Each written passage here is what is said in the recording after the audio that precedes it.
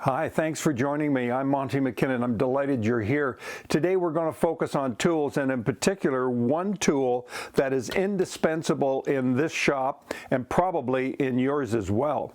So that will be coming up right after the intro.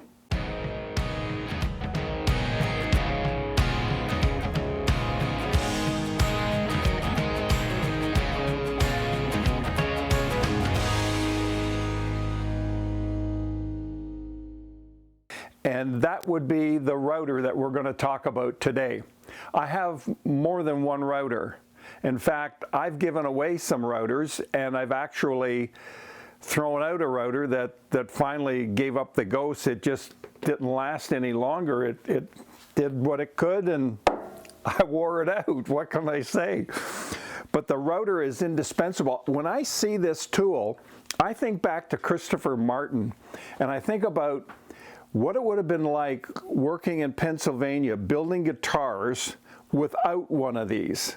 I don't know how the man did it.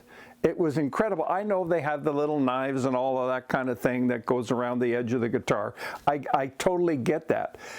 But how much time it would have taken, and to do all those inlays and to do that gorgeous inlay work. And if you haven't seen any of their guitars from back in the 1800s, oh my goodness, you really want to go and look at them. They're gorgeous.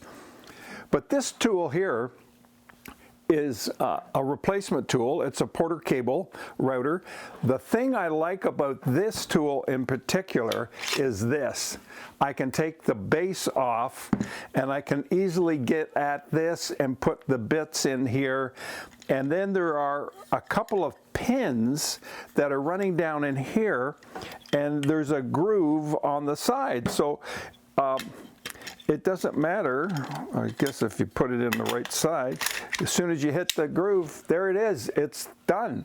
And it's so much easier to make an adjustment, because with a router come a lot of accessories, and the accessories can be expensive. And I'll tell you about that. For example, when we're going to do the binding running around the outside of the guitar here, well, let me tell you, I need some bushing guides, and these are the guides that I'm going to use. These bushings, you can pick these up for $180 US. These here pieces, these are about $55 or $60 each for these. Oh, the Allen wrench comes with it, I believe, if I remember right. But these wheels, they're ball bearings, and they're different sizes. So you need that depending on how far into the top you're routing, whether you're putting in some shell around the outside or just purfling around, you're doing your binding, what are you going to be doing? So all of this stuff becomes really important in the building process. Now, remember I lost these? Well, let me tell you the sad story about these, because this is what is very upsetting when you lose router bits. Take these 3 bits right there. There's $100 right there. Okay, here's another 100 and some odd dollars. I hope my wife isn't watching this, right there. No wonder I take her to Tiffany's every now and then and let her look. Look, the store's closed. We'd like to shop Sunday. And then there's all these bits here. So when you lose this, you're losing hundreds of dollars. So you don't want to lose your router bits. You want to keep them in one safe place, one safe container, so that you have them when you need them, because you're going to need them. Now, this is Papa Bear. This router we use for bigger work. It is used on different aspects of guitar building and for other construction projects that you have around the house. So you use it all the time. These are base plates that go on this router, and you can change these up. These all have little pockets in them, as does this, for bushing guides. And I'll show you those bushing guides. Here are the bushing guides that fit into here. There's a little piece here that unscrews, goes up underneath. This fits in here like that, and that gives me nice tight flat fit here, so much so I can't get it out without tipping it over. And then, you know, you run it. And what do you need this for? Well, guess what? When we do the peg head and we design that and we shape that, we're going to be using this in here or in here, one of the others. But they come in different sizes. This is only a few of the guides that I have. And every router, whatever brand it is, seems to have its own size. Thank you so much for standardization, people. What's the matter with you? Well, that's not the only thing. I want to show you something else. Now, this particular router is mounted permanently on a fixture that I bought from StuMac.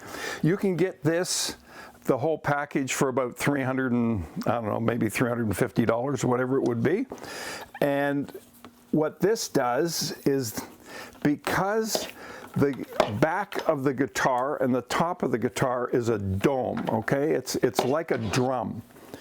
And so what happens, it's curved over like this. So when you are trying to get a router that is at 90 degrees, it's not going to fit flush on here. So you're going to have a bit of a raised edge. I can feel it raised here. I can feel it raised over here. It's flush in here. It's flush here, and it's raised here. So what happens, because of that, I have to put this in a vise like this, and I have to plane it this way now to bring this down even, or I'm going to get a funny shape on the guitar. In order to help with that, this particular guide, with a very small little collar in here like a donut, and it's shaped this way so that only a little portion of this is actually going to touch the guitar. So that will sit like that. The router bit will be inside. The donut will ride on the top of there, and then this will swing around like this and give me a better cut, more accurate, because I don't want the bindings tilted like this or like this. I want them straight up and down so that it makes the guitar look great. So there's another router, and there's another contraption that we use in making guitars. We're not done. Now, what I have here is a router table, and this one comes from Lee Valley. This one is metal. I don't think they make this anymore. But the interesting thing about this is it's actually shaped like this. So when the weight of the wood and everything and the router underneath it here pulls it down and makes this flat. So this is another router that we use. And I do this, I'll use this when it comes time to put the slot into the neck and other things. I can do binding on it, all kinds of little things that we use this for. This is another handy tool. The reason for so many routers is in order to save you setup time and adjustment time, because if you can set this router to a certain depth and never change it, you know that if your binding is the same on every guitar you're making, you just take this router, put it on there, and away you go. And you know that if you're going to be setting something up on this, although that has more versatility to it than anything else. Now, I will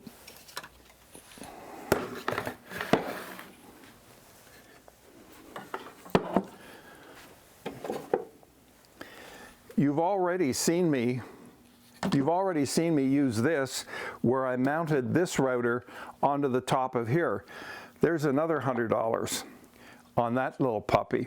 And I have a couple of these, because different sizes and different methods of moving the router blade in and out to get very fine, precise cuts for the purfling, and also for the shell that goes in there when we're working on that to put inlay in, because you just need it. Well, these are just a few of the things that I'm using routers for here, and I have a supply. What can I say? This is crazy.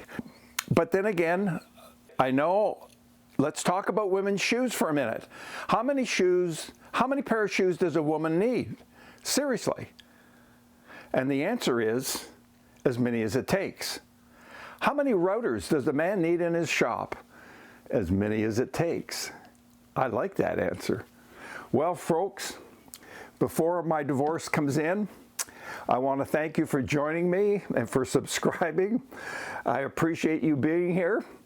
And right now, it's time for me to enjoy an English breakfast tea while I can, until my wife gets back and sees this video, at which point I will likely have a discussion about a new router that I've been looking at. Oh, life is good. Thank you again for joining me. Subscribe. Don't forget to hit the bell and get notified when we do something different. Check out the community section. I've got things written up there. We are having another tea with Monty, so please send in your questions. It's a Q&A if you're new here. We invite you to submit your questions, and I'll do the best I can to answer them. And I do try to get back to everybody that comments. So if you have a comment about this particular selection of tools, or the router as a tool in your shop, by all means, fire it in there and let me see if I can answer that for you as well. Thanks again. Good to see you. Bye, friends.